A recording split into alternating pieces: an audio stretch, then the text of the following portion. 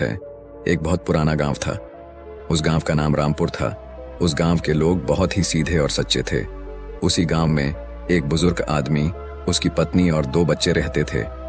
बड़े बेटे का नाम कबीर था और छोटे बेटे का नाम सिद्धार्थ था। उसके माता पिता खेती का काम करते थे। वह एक किसान थे। समय के साथ साथ वह दोनों भाई अब बड़े हो गए थे। सिद्धार्थ अक्सर अपने भाई कबीर को देखकर जलता था, क्योंकि कबीर स्वभाव से बहुत अच्छा था। वह सबकी मदद करता था। उसके दिल में सबके लिए दया और आदर भाव था।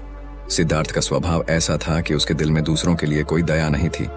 वह अपने माता पिता से भी ठीक से बात नहीं करता था। वह हमेशा दूसरों का अनादर करता और नुकसान पहुंचाते रहता था। धीरे धीरे काफी वक्त गुजर गया। कबीर और सिद्धार्थ के माता पिता का देहांत हो गया। उसके माँ बाप इस दुनिया में नहीं रहे। कबीर उस वक्त घर पर नहीं था, वह दूसरे शहर गया था।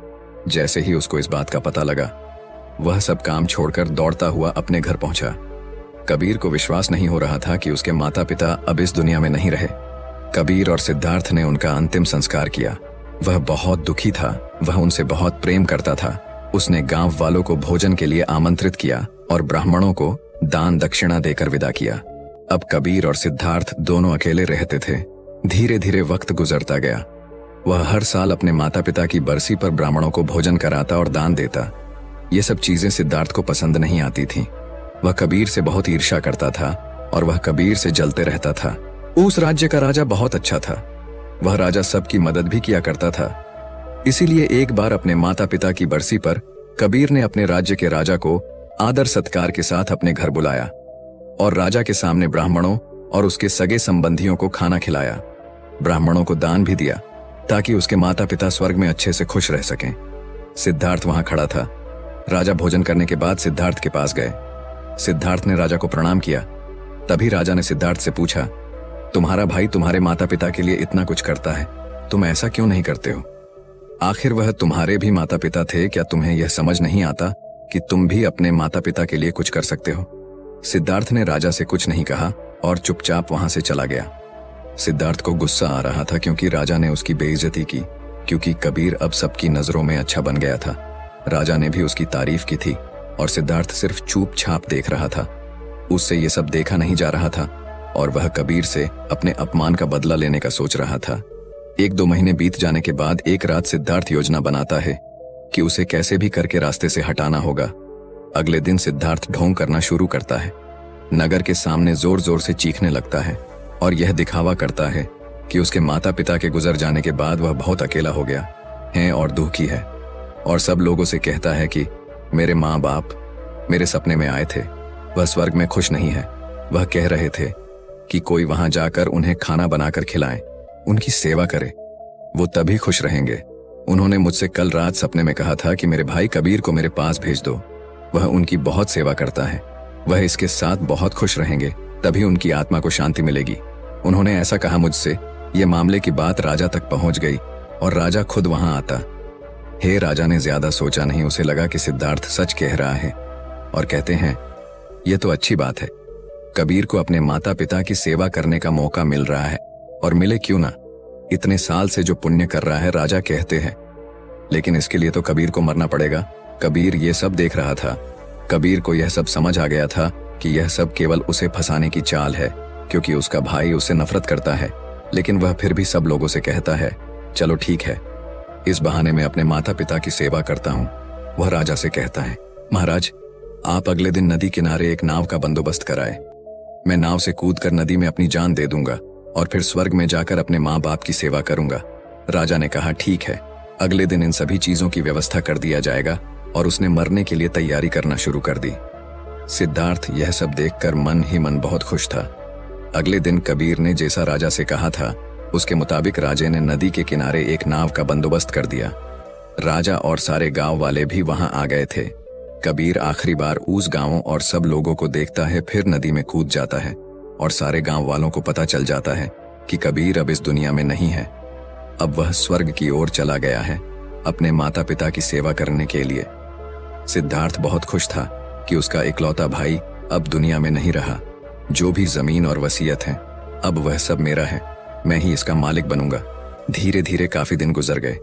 एक दिन अचानक से राजा के दरबार के बाहर कबीर बैठा होता है और जोर जोर से रो रहा होता है। राजा के सिपाही ने देखा कि कबीर वहां बैठा बैठा रो रहा था। पहले तो सब डर रहे थे उसके पास जाने से। फिर कुछ देर बाद सिपाही पूछते हैं, ये चमत्कार कैसे हुआ?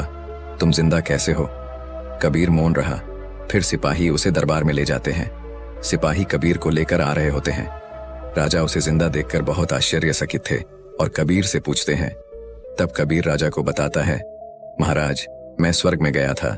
मैंने देखा मेरे माँ बाप अभी भी खुश नहीं हैं। वो मेरे पर गुस्सा हो रहे थे और कह रहे थे, तुम्हें तो खाना बनाना भी नहीं आता, तुम तो हमारी सेवा भी ठीक से नहीं कर रहे हो। तुमसे अच्छा तो सिद्धार्थ है, जो तुमसे अच्छा खाना बना लेता है और वह हमारा ख्याल भी रखेगा। तुम जाओ और उसे भेज दो। राजा कहता है, अगर ऐसा है तो सिद्धार्थ को इसके लिए मरना पड़ेगा। राजा अपने कुछ सैनिक को भेजता है और वह सिद्धार्थ के पास जाते हैं और कहते हैं कि महाराज ने तुम्हें राज दरबार में बुलाया है, और सिद्धार्थ उनके साथ आ जाता है।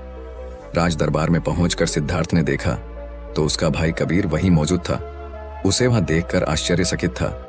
राजा उसे सारी बातें बता देते हैं और कहते हैं, तुम्हारे भाई ने माता पिता के लिए इतना त्याग किया है, अब तुम्हारी बारी है। तुम्हारे माता पिता चाहते हैं कि तुम उनकी अच्छे से सेवा करो। राजा उससे कहते हैं, क्या तुम उनके लिए ऐसा कुछ नहीं कर सकते? सिद्धार्थ अगर कुछ बोलता तो उसकी योजना के बारे पता चल जाता। इसीलिए सिद्धार्थ को ना चाहते हुए भी ये सब करना पड़ता है। अगले दिन फिर से सारी तैयारी किया जाता है। कुछ देर बाद सिद्धार्थ घर आ जाता है और सोचता है, मैं वहां जाऊंगा ही नहीं। अगर मैंने ऐसा किया तो वह सच में मुझे मार ही देंगे। आज रात को ही मैं गांव छोड़कर कहीं चला जाऊंगा। दूसरी तरफ कबीर ने राजा को सारा सच बताया। असल में वह जिंदा कैसे बचा था, उसने पहले ही मछुआरे से बात कर ली थी। जब कबीर नदी में कूदा तो थोड़ी ही देर बाद मछुआरे ने उसकी जान बचा ली थी, जिससे उसकी जान बची और वह 1 महीने तक नगर से दूर रहा था और किसी को भी नहीं पता चला कि वह जिंदा है। फिर सही समय पर राज्य में लौट आया। वह यह सब सिर्फ इसलिए किया क्योंकि वह उसके भाई सिद्धार्थ को एक सबक सिखाना चाहता था। इधर सिद्धार्थ शहर छोड़कर जाने की योजना बना चुका था। अपने योजना के अनुसार वह रात के अंधेरे में ही घर छोड़कर भाग जाता है। वह घर छोड़कर कुछ दूर गया ही था कि तभी राजा के कुछ सैनिकों की नजर उस पर पड़ती है और उसे रोकने का प्रयत्न करते हैं। सिद्धार्थ और सैनिकों के बीच हाथापाई और लड़ाई शुरू हो जाती है। सिद्धार्थ को सैनिकों ने पकड़ रखा था। सिद्धार्थ गुस्से में आकर एक सैनिक के सिर पर एक लकड़ी से मारता है। सिर पर चोट लगने से उसकी वहीं पर मौत हो जाती है।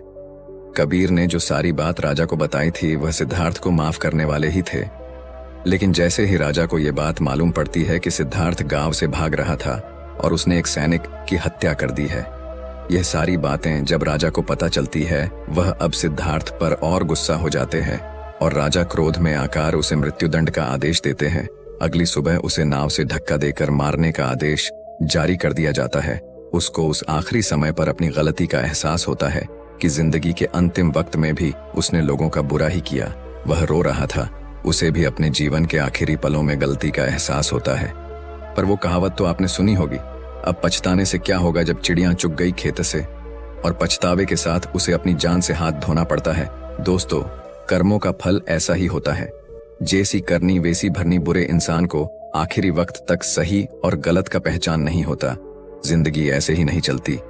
जिंदगी समझने की चीज है जिसे हर व्यक्ति को समझनी चाहिए। मनुष्य के द्वारा किए जाने वाले सभी कर्म उसके विचारों से बनते हैं। हमारी सकारात्मक या नकारात्मक सोच विचारों को जन्म देती है और वही विचार कर्म बनाते हैं। इस तरह सोच सकारात्मक होने पर ही अच्छे कर्मों का निर्माण हो सकता है। अगर हमें किसी के साथ बुरा करते हैं तो हमारे साथ भी जरूर बुरा होगा। जब आप दूसरों के लिए अच्छा करते हो तो बदले में हमारे साथ भी अच्छा होता है। यह भी हो सकता है उस वक्त हमारे साथ कुछ बुरा ना भी हो, लेकिन कभी न कभी इसका हर्जाना हमें भुगतना ही पड़ता है।